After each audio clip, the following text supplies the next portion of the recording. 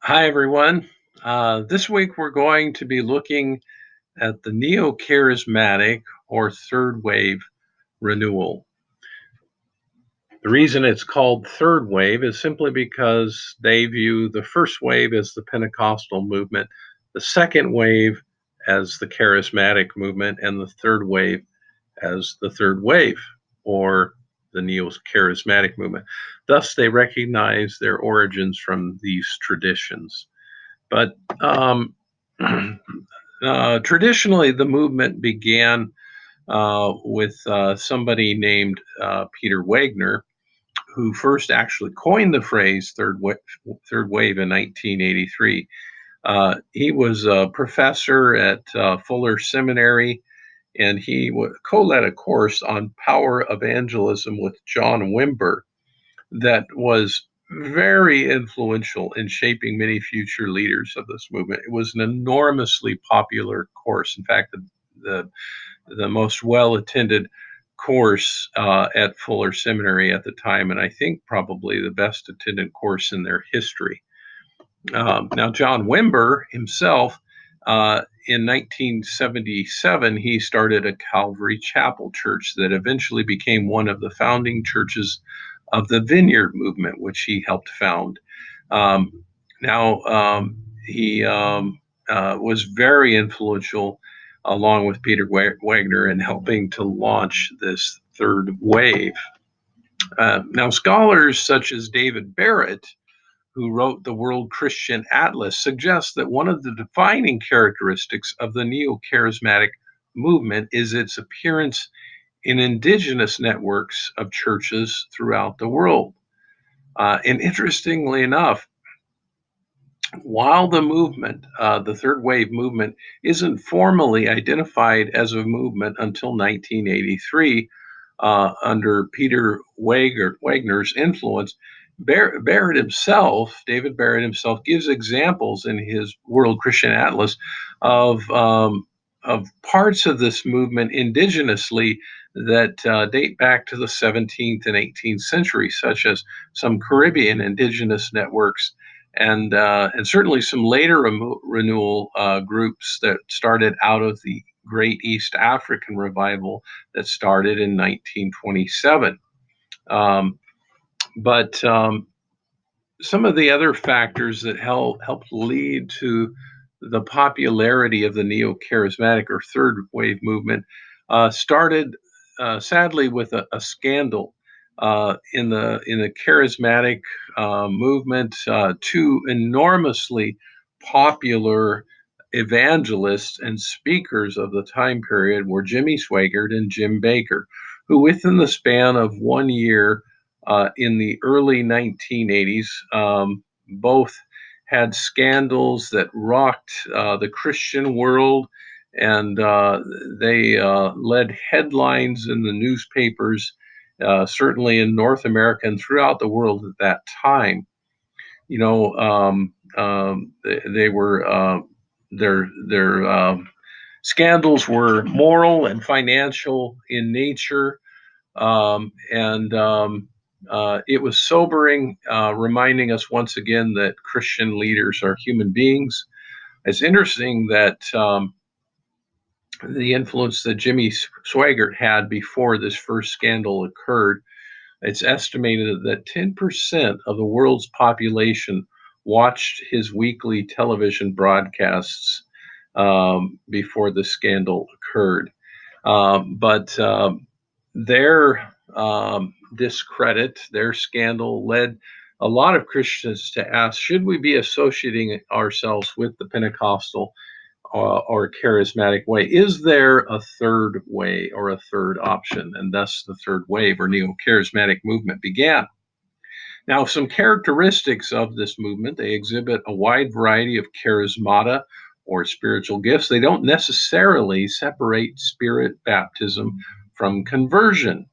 They don't necessarily identify with the Pentecostal or charismatic movements and often reject that terminology, partly because of the scandals that I just mentioned. They also, especially, don't necessarily require a look at glossolalia, or speaking in tongues, as a requirement for spirit baptism.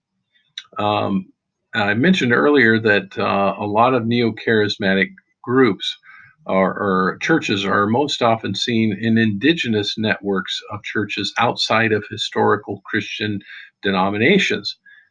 This is also a reflection of another movement in Christianity called post-denominational Christianity.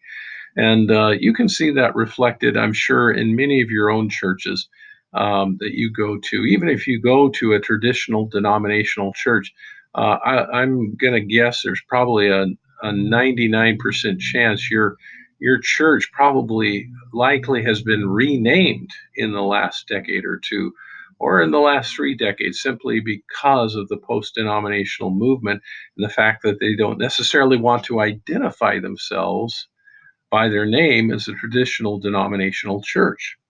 People aren't as loyal to denominations anymore. They're interested in Christianity, but not necessarily interested or loyally specific to a certain denomination.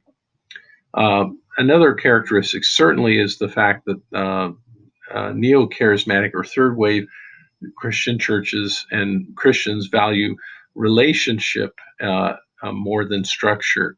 And perhaps part of this is due to the scandals that occurred with Jimmy Swaggart and Jim Baker. Now, some examples of neo charismatic or third wave churches. One great example is the church that sponsors King's University, and that's Gateway Church in Dallas, Texas. Now, they represent a branch or segment of third wave Christianity, perhaps that emphasizes the apostolic or fivefold ministry of the church. And there's a whole group, there's networks of these churches, thousands of networks of churches similar to Gateway throughout the world. Um, but Gateway Church is influential. Obviously, it's one of the largest churches in North America. Another example of another type of church in third wave Christianity is New Creation Church in Singapore. Now, New Creation Church is led by Joseph Prince. It's perhaps somewhat touched or influenced by what we call the prosperity gospel. It certainly is a church that emphasizes the blessing of God um, in this church, and it is a very, very influential, very large and significant church in Asia. Also, a lot of churches in Africa are influenced by this segment of neo charismatic or third wave Christianity. Another example of a type of church within the third wave movement are evangelical churches that are strongly evangelical, but still open to the charismatic gifts. An example of this is Athey Creek Christian Fellowship in Tualatin, Oregon. I've attended there often. My daughter and son-in-law, and my 4 grandchildren attend that church, and they don't necessarily, certainly don't identify themselves as a charismatic or Pentecostal church, but they are open to the gifts of the Holy Spirit. However, in contrast to Athey Creek Christian Fellowship, would be Bethel Church in Redding, California, which frequently and often very openly expresses charismatic gifts. And probably, while they are certainly classified as a neo charismatic or third wave Christian church, certainly embrace their Pentecostal and charismatic roots. Very popular and influential church in North America now.